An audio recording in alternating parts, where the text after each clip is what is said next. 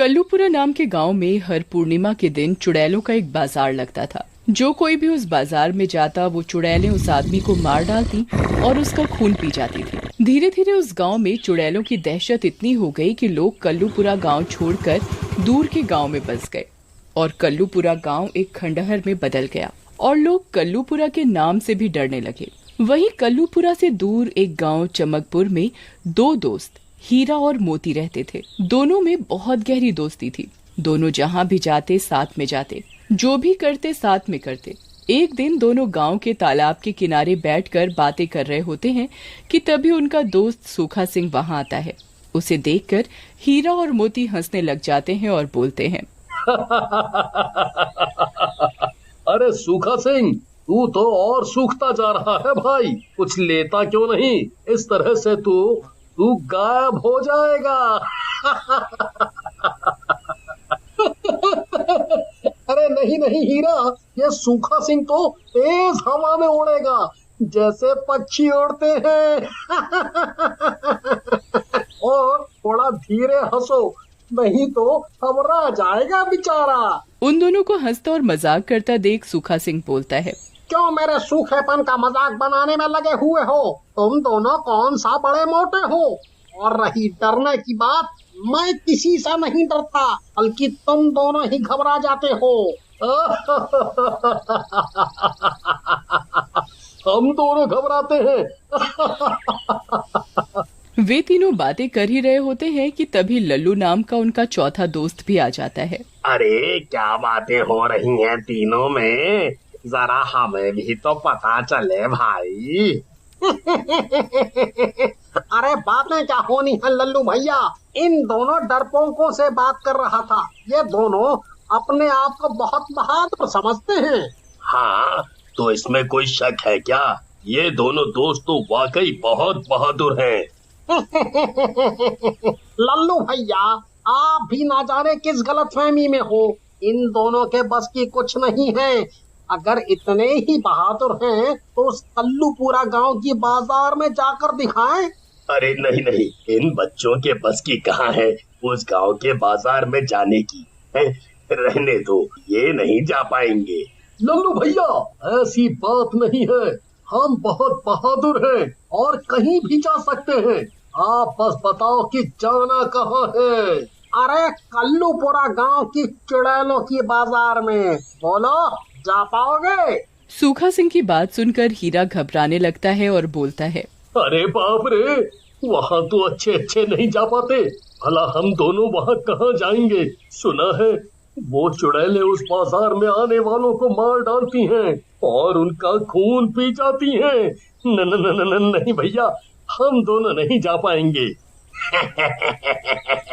बस क्या इतनी सी बहादुरी है तुम दोनों में, हैं? उन दोनों की हंसी सुनकर मोती को गुस्सा आता है और वो बोलता है, क्या हे करने में लगे हो? नॉनसेंस। हम दोनों जाएंगे वहाँ और देखते हैं कौन सा बाजार लगता है चुड़ैलों का। ऐसा कहकर मोती वहाँ से चला जाता है। उसके पीछे पीछे हीरा भी आ जाता है। मोती भाई, आपने बोल तो दिया है, लेकिन आपको पता है कल्लूपुरा से आज तक कोई भी आदमी जिंदा नहीं लौटा है। कहीं ये हम दोनों की भी अंतिम यात्रा ना हो। तुम भी ना हीरा, कितना घबराते हो? अरे ये चुड़ैल वुड़ैल कुछ नहीं होती। ये गांव के लोगों की मनगढ़ंत कहानियां हैं। देखना, हम जाएंगे और आराम से वापस आ जाएंगे। वैसे तुम अगर साथ में नहीं आना चाहते हो तो आप मत आओ। मोती भाई, आज तो आपने बात बोल दी है, लेकिन आगे से कभी ये मत बोलना। अरे आपकी दोस्ती के लिए तो ये हीरा मरने को भी तैयार है। बोलो, जहाँ भी चलना है। इसके बाद हीरा और मोती कल्लूपुरा गांव के लिए पैदल ही निकल जाते हैं। चलते चलते उन्हें शाम हो जाती है। उनके रास्ते में एक घना जंगल आता है।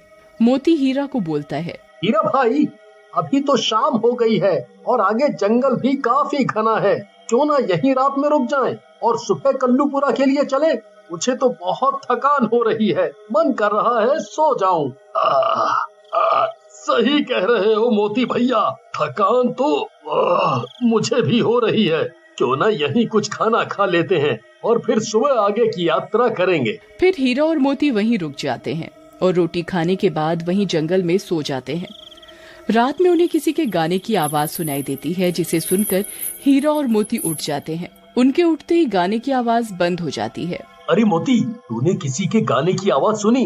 हाँ हीरा, लेकिन इतनी रात को जंगल में कौन गाना गाएगा? लगता है थकावट के मारे हम दोनों के कान बज रहे हैं। फिर दोनों वापस सो जाते हैं, लेकिन हीरा की आंखों में नींद नहीं होती है। वो जग ही रहा होता है, तभी वही गाने की आवाज दोबारा आने लगती है। इस बार हीरा उठता है और आवाज की दिशा में जाता है। आवाज झाड़ियों के दूसरी तरफ से आ रही। अरे इतना दर्द है इस आवाज में, लगता है जैसे कोई बहुत उदास है। चल करके देखता हूँ। जैसे ही हीरा झाड़ियों को पार कर दूसरी तरफ पहुंचता है, उसे एक औरत अपनी तरफ पीट करके दिखाई देती है। हीरा उसके पास पहुंचता है और उसके कंधे पर हाथ रखकर बोलता है, कौन है बहन जी आप, और इतनी रात को इस घने जंगल में अकेले गाना क्यों गा रही हैं? हीरा की बात सुनकर औरत की गर्दन हीरा की तरफ घूम जाती है। वो एक चुड़ैल होती है। हीरा उसे देखकर डर जाता है और मोती को आवाज लगाता है। मैं ही गाना गा रही थी हीरा। मोती, इधर आ मेरे भाई, चुड़ैल आ गई है, जल्दी आओ मुझे बचाओ, ये तो मेरा नाम भी जानती है। हीरा के चिल्लाने की आवाज सुनकर मोती वहां आ जाता है और चुड़ैल को देखकर वो भी बहुत घबरा जाता है। अरे मर गया रे हीरा, तुझे नहीं जाना था यार, तो मत जाता। ये चुड़ैल को बुलाने की क्या जरूरत थी? तुम दोनों घबराओ मत, मैं तो तुम्हारी मदद के लिए आई हूँ। तुम दोनों कल्लूपुरा मत जाओ, वो बहुत ही खतरनाक जगह है। लेकिन आप कौन हैं और हमारी मदद क्यों करना चाहती हैं? मेरा नाम शन्नो है और मैं यही कल्लूपुरा में रहती थी। मैं बहुत ही खूबसूरत थी। पूरे जिले में मेरे से सुंदर एक भी लड़की नहीं थी। यही सुंदरता मेरी दुश्मन बन गई। एक दुष्ट तांत्रिक की नजर मुझ पर पड़ गई। जब वो मुझे नहीं पा सका तो उसने मुझे अपने जादू से चुड़ैल बना दिया।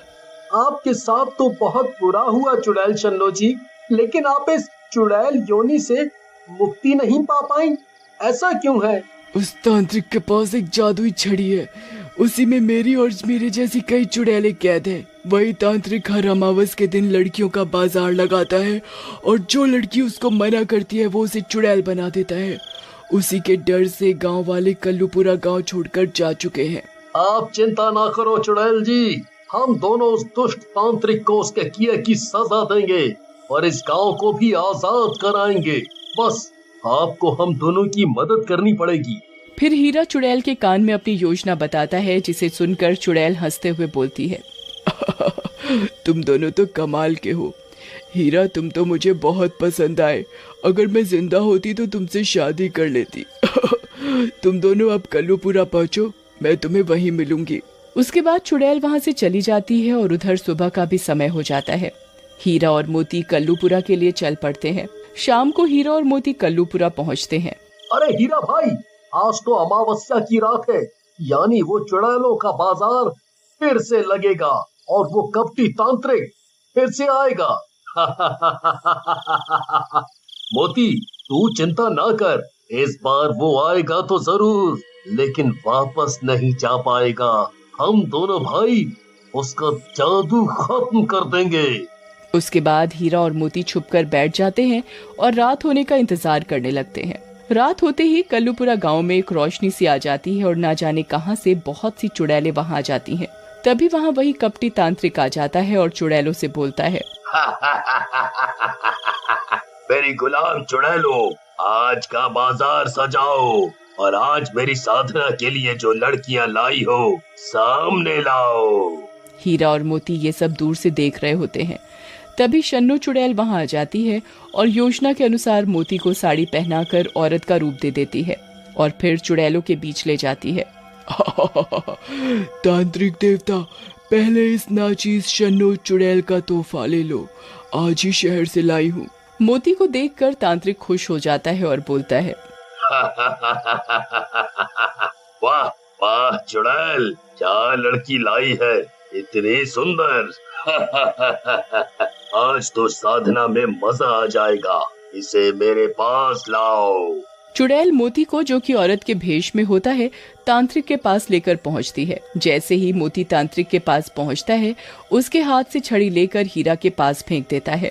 दुष्ट औरत, ये तूने क्या किया? पता है वो क्या था? अब तू और तेरा ये पति दोनों मरेंगे। ये क्या औरत औरत लगा रखा है? अबे तांत्रिक, मैं मर्द हूँ और अब तू तो गया। ओ, तुम तीनों ने मिलकर मेरा काटा। मैं तुम तीनों को जिंदा नहीं छोड़ूंगा। लेकिन इससे पहले तांत्रिक कुछ करता, हीरा वो छड़ी तोड़ देता है।